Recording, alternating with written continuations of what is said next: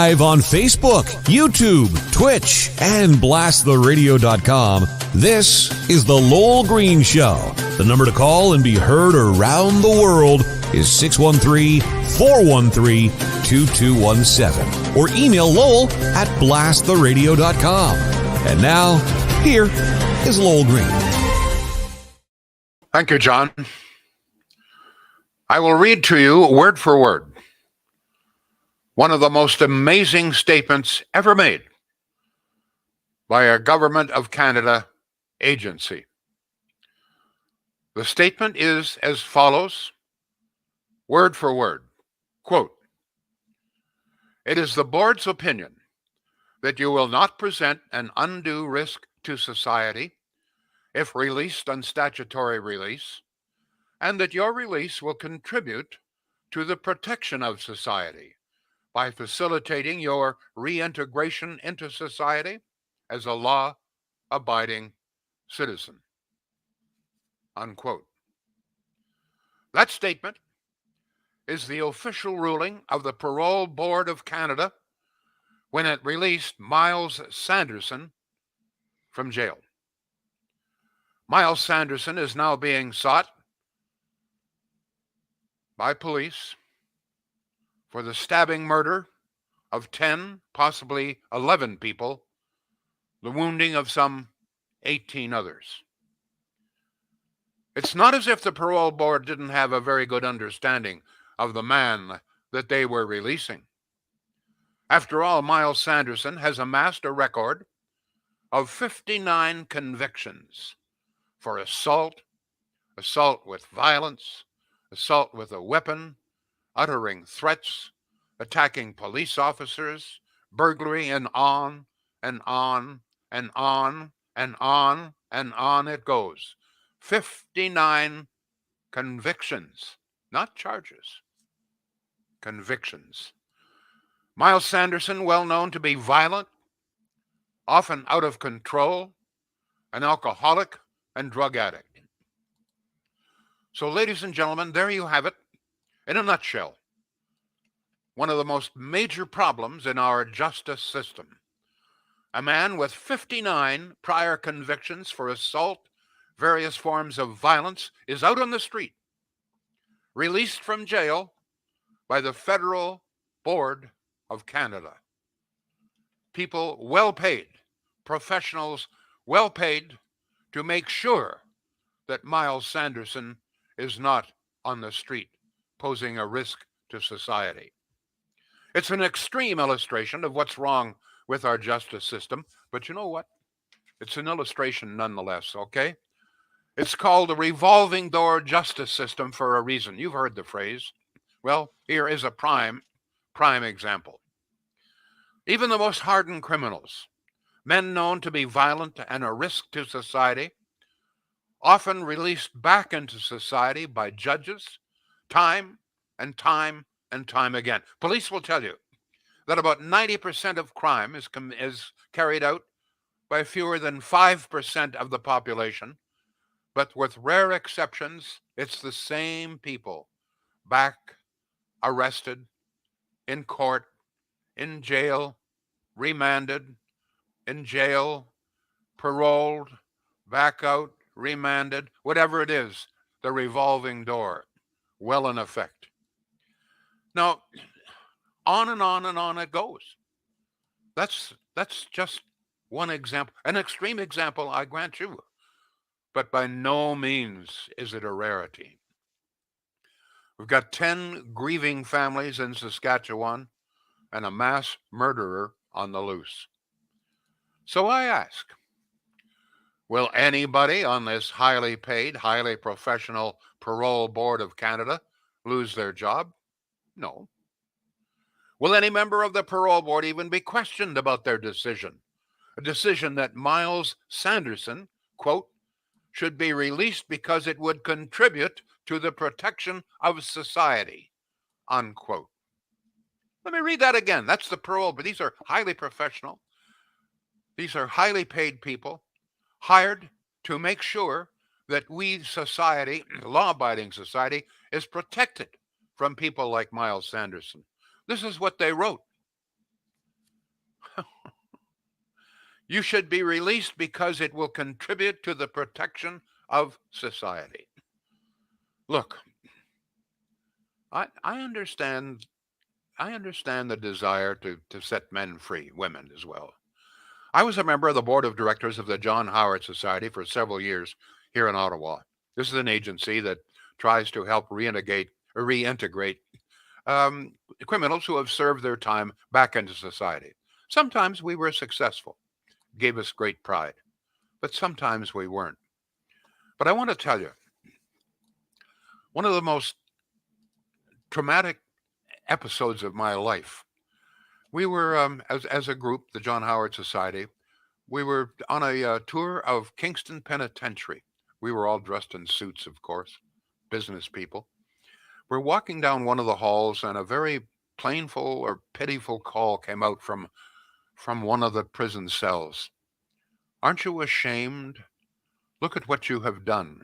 You've put us in cages. Aren't you ashamed? I have no idea who said it. Nothing happened. And we all looked at each other. But I mean, you have to be very hard-hearted not to have something like that tug at the heartstrings.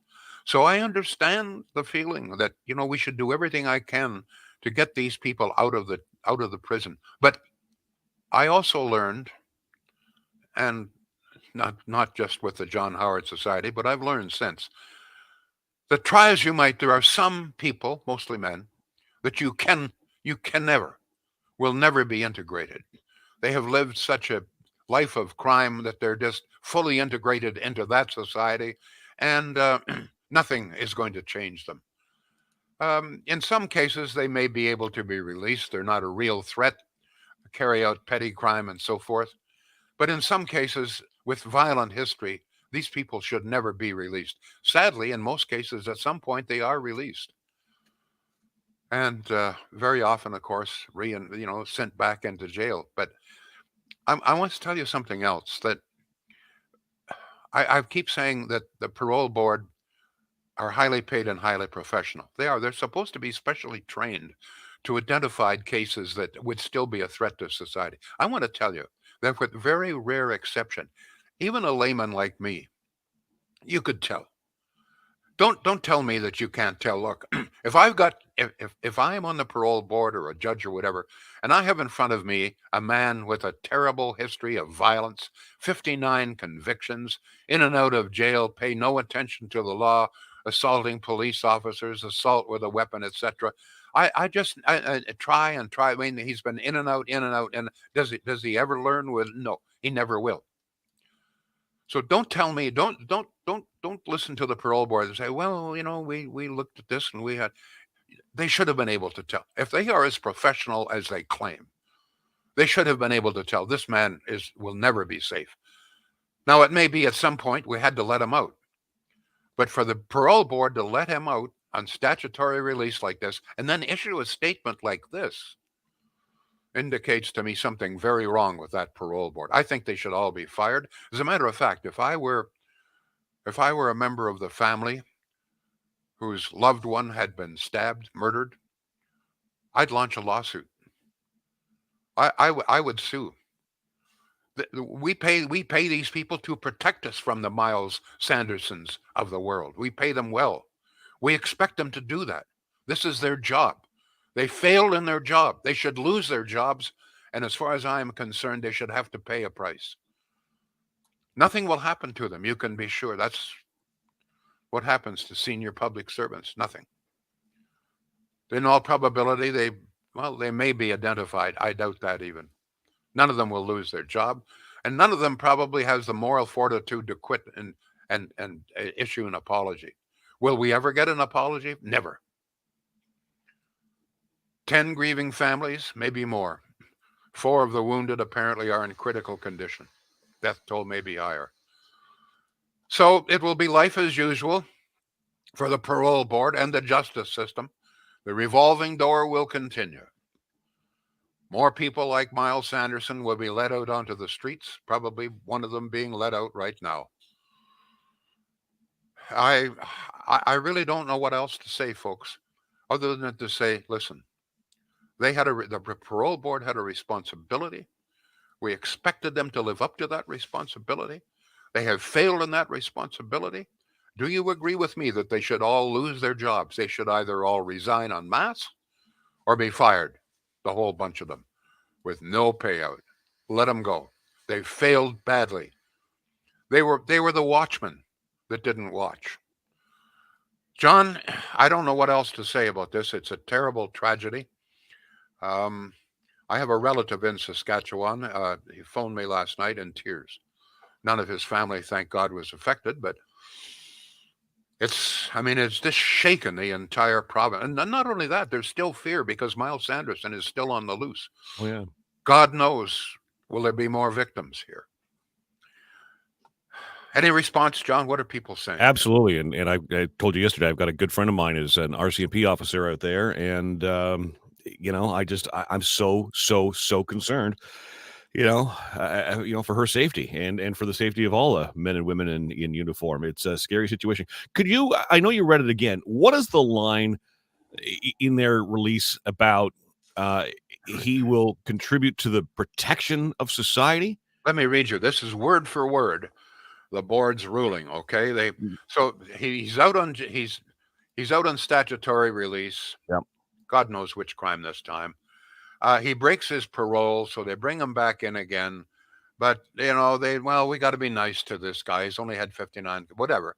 So they let him out again with statutory release, and this is the statement, word for word.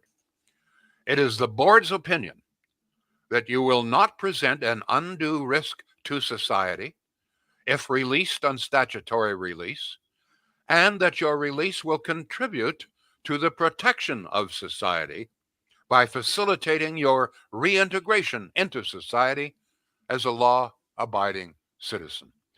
And unquote. And sadly, that is a predominant sentiment shared by many people in this profession, is that somehow or other, if we can get them out into society, that they will learn how to get along with society. It's the left, of course. It's a attitude held almost exclusively by the far left. They just, for some reason, just seem to be unable to face reality. I remember a couple of members of the board of the John Howard Society. They believed that, and even at that point, I mean, I was still pretty raw at this. It was a novel experience. And I said, I just, there's some people that you just can't, that will never be able to no, it's up to society to be, and if they don't reintegrate, it's all society's fault. In other words, there's no responsibility. That's a widely held view in that field. John, let's hear what people have to say. Yeah, and thank you for reading that again, because I did hear that right. I don't understand how someone with 59 convictions is all of a sudden on this 59th opportunity to integrate back into society is going to contribute to the protection of society. What does that even mean? Well, the philosophy is that if you're in jail, you just learn to be a better criminal. Therefore, you're better out of jail, integrated out into society, because society is law-abiding for the most part. And so, some of that law-abiding sentiment will rub off on you. And besides which, they say we've got all sorts of help out there. We've got social workers, and we've got this and that, and the John Howard Society. But that's the philosophy. And to a degree, there's no question that jail is a pretty good place to learn to be a better criminal. No question about it. Yeah, but confronting that is the absolute truth, as we see today. That no matter what your sentiment, no matter how much your heartstrings are tugged, there are some people, particularly violent people with history of violence, that just cannot safely be reintegrated and never will. We've got to face it. And this is why we have what is it, a lifetime criminal? What's the it escapes me now, the lifetime criminal charge. But the philosophy of the liberals now, of course, I must point out that Stephen Harper tried to stop statutory release for hardened criminals like Myles Sanderson. Unfortunately, he wasn't able to get the bill passed. There was an election, and as we all know, Justin Trudeau won, and they killed the bill. So statutory release is very, very common, including, obviously, extremely violent criminals like Myles Sanderson. Okay, let's hear what people have to say, John. Yep. Over to Marcel, first-time poster on YouTube. He says, first-time writing, long-time listener to the podcast and years of your radio show. Marcel, thank you. It's good to hear from you finally. He says, I agree that they should be held accountable for the release of this dangerous person. Facebook, Hines says, there is no consistency in our justice system. If you are a threat to the government, you are persecuted to the fullest extent of the law. Yet, if you're a threat to the general public, you get parole after a fraction of the sentence is served. What is wrong here, he asks. You know what? I don't know for a fact, but I suspect, and here, this is just my opinion, please. We all know that Dean DeMastro, he was a conservative convicted. He spent more money of his own money than he was in shackles. He was chained hand and foot.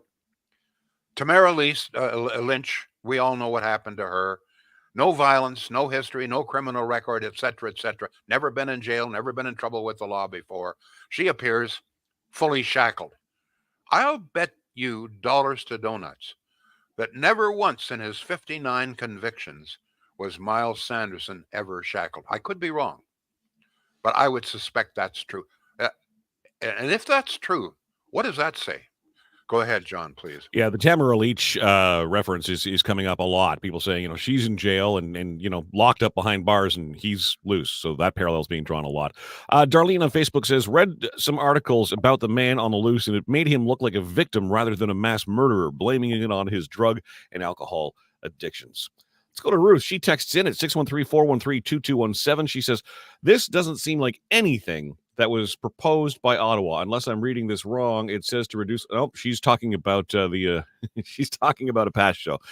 Ruth, I guess, is listening to the podcast. All right, here we go. Tony says, while we have a system of laws in Canada, we have no system of justice. On Twitch, Laurentian View Terry. They should take that parole board and lock them up for 25 years.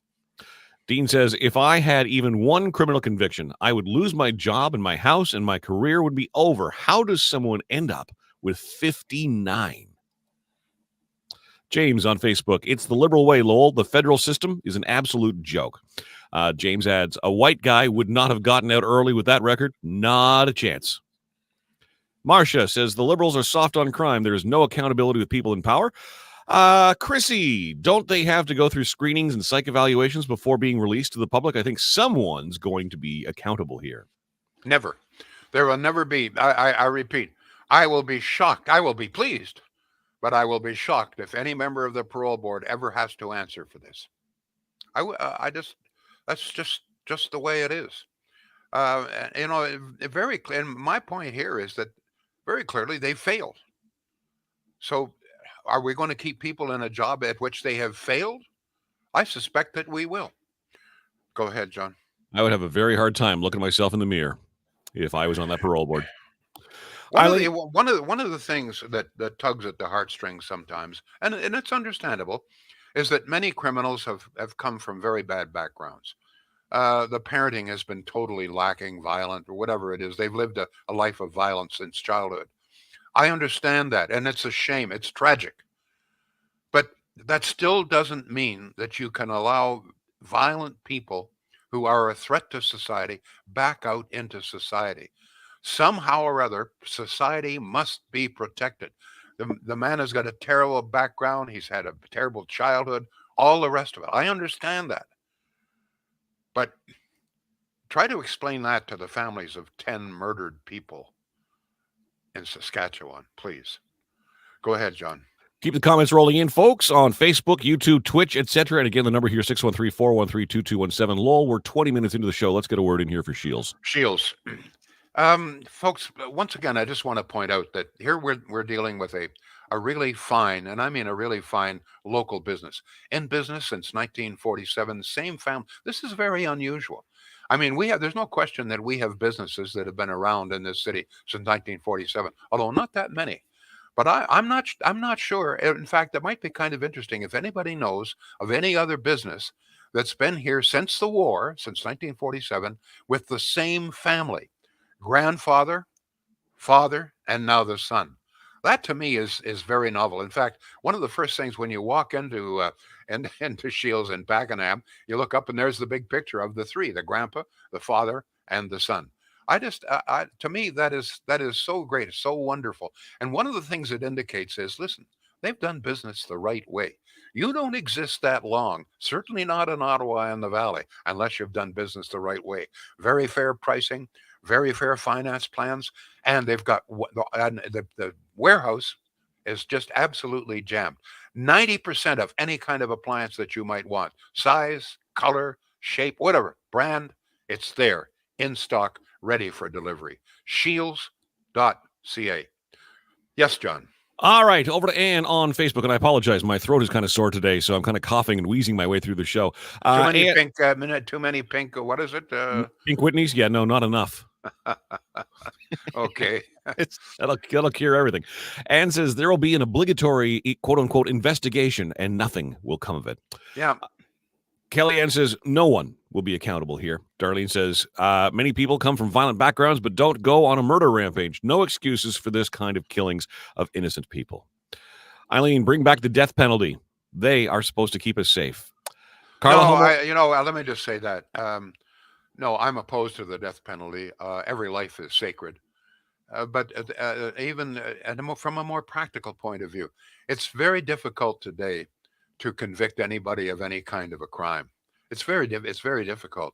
And if we decide to impose the death penalty, my feeling is that we would never get a conviction, that we could never get a jury that in this country that would sentence someone to death, and it would just prolong the case, et cetera, et cetera. And I think it would I think it would set people free, to be honest. That's the practical point. There are two views: the moral view, I subscribe to that, and the practical view, which I also subscribe to. Go ahead, John.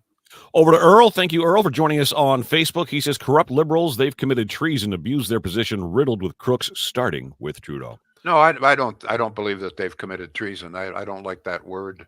I understand the anger, but treason, no. Let's go, please. Chrissy, Carla Homolka, Paul Bernardo. What has changed? A criminal is a criminal. You know what? There's a very good example of the law gone wrong. Carla Homolka, we now know, was just as guilty of the murder and the torture of those poor girls as anyone else. But she got off. And anyway, the whole case was totally botched. She got off almost scot-free. And, well, go ahead, please. YouTube, Tony's disagreeing with you. He says, every life is sacred. God has laid out specific laws for crimes. Let's go with God on this one. Death to him. God, certainly not the God of the Christian God, never said that. Stop that. Stop dragging out the Old Testament, God said, judge not lest ye yourself be judged. Okay, in fact, isn't one of the golden rules, thou shalt not kill? I mean, I don't understand some of you so-called Christians out there. If you think that you should kill people, then you're not a Christian, because the Christian believes the God of the New Testament, which says, "Thou shalt not kill." Go ahead, please. Facebook, Hein is back to say the justice system is hard on petty crime and soft on violent crime. Joshua is also on Facebook joining us today. He says the rates of recidivism make me wonder what we are missing. Are we doing enough at a stage when young teens are impressionable? And what more can we do to cut youth off at the pass and send them in the right direction? Well, I think one of the things that we can do is let them know that there are consequences. Now, I mean, it all starts with parenting. My feeling is that that kids who are raised with good parenting are not going to become criminals. Rare exception, I grant you that. But it starts with parenting. But if you can't get good parenting, then these people have to know that there are consequences. And even though it's a petty crime of some kind, there's got to be a consequence. You can't just let them off because it sends the message, hey, man, I can do whatever the hell I want. And, sadly, in many cases, that's pretty true. Go ahead. Nancy's agreeing with you. She says, shows how important good parenting is. Oh, absolutely.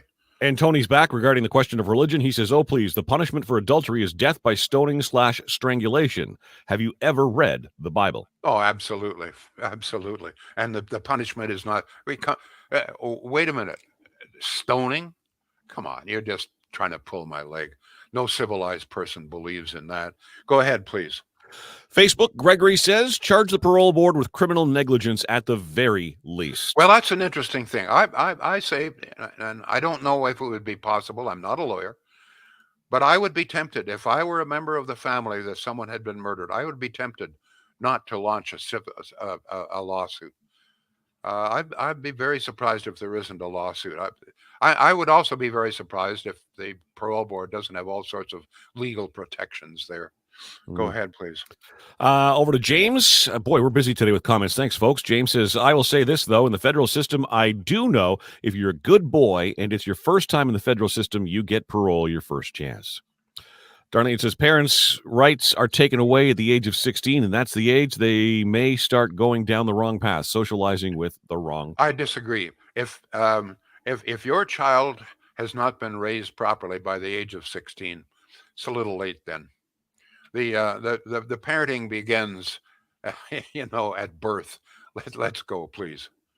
Kelly Ann, there will be an inquiry and nothing will come of it. Just a waste of money. We need tougher consequences on crime. Liberal policies have been soft on violent crimes. They'd rather put innocent protesters in jail and freeze bank accounts. I don't think he should be sentenced to death, but in prison for life without parole.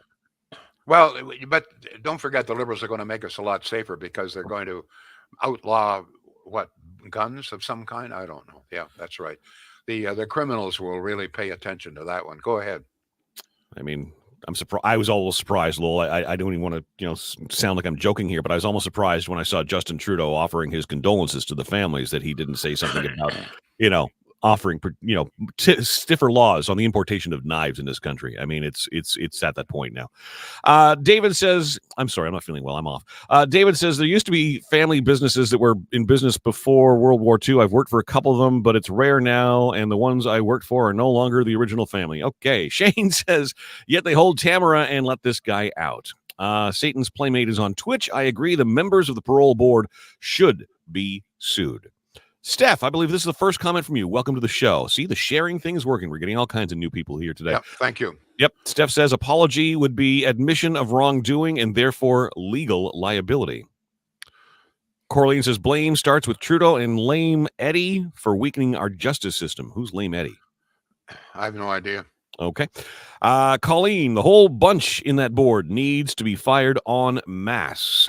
Terry says Trudeau has banned plastic knives and forks. Well, that's true. He has. Mm-hmm. Yeah. Yes. There's a column in that. I think it's in the Sun today about apparently all the new laws concerning plastic.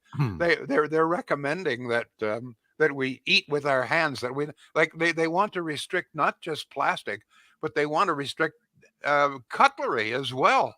They recommend that instead of buying like a steak dinner, that you have a wrap, something you can eat with your hands. I mean, this is the government of, when Pierre Poilievre talks about freeing up from the government, this is the kind of thing he's talking about. The government now wants to determine what kind of food you've got. Don't have a steak. The government of Canada wants you to have a chicken wrap.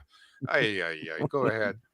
Carlene says Lame Eddie is the Justice Minister Lametti. There you go. Oh, okay. Lame Eddie, Lametti. I get it. All right. I got it. Okay. Back to Tony. Oh, gosh. Here we go. No, I don't want to hear from Tony. Tony's an idiot. Okay. Tony, go back to the Stone Age, sir. Get yourself a stone axe. You'd be quite comfortable with it. It's about all you're probably capable of handling. Go ahead. Let's hear somebody that's got a brain. The previous Conservative government put mandatory minimum sentences for violent crimes, and didn't the Liberals under Trudeau reverse it, he asks? Yes. What happened, and I already mentioned this, under Harper, he had a bill that he wanted to pass. The bill essentially said that those for violent crimes, that there would be no statutory release. This was to be passed by the new parliament, but unfortunately the Liberals took over and they canceled the bill. So there's a very good chance, actually, it's a good point, very good chance that if Harper were still in power, or Trudeau hadn't canceled this, that Myles Sanderson would not have been granted statutory release. Go ahead. Joshua says restriction of cutlery. As a disabled person, some of us could see this as ableist good grief. As ableist good grief. All right, punctuation missing there. And Kelly says it's not guns, it's the people behind them. People will find guns illegally if they want them. And last word to you, Darren, because we're right at the bottom of the hour. Darren says, well, Lowell, it won't be a chicken wrap, but rather a plant-based wrap. No meat, remember? Very true. Very true. War, and they had war on the energy. They've pretty well wiped out the energy industry in this country. So now it's war on farmers. No more farms. Down with farmers. Right on. Ah, God. Does it ever change? Not for a while, I guess. We'll be back tomorrow. The Lowell Green Show is seen and heard live around the world at 2 p.m. Eastern. Connect with us online at blasttheradio.com/Lowell Green. Can't join us live? Download the Lowell Green podcast. Available on Apple, Spotify, Google, and more. Ask your smart speaker to play the Lowell Green podcast.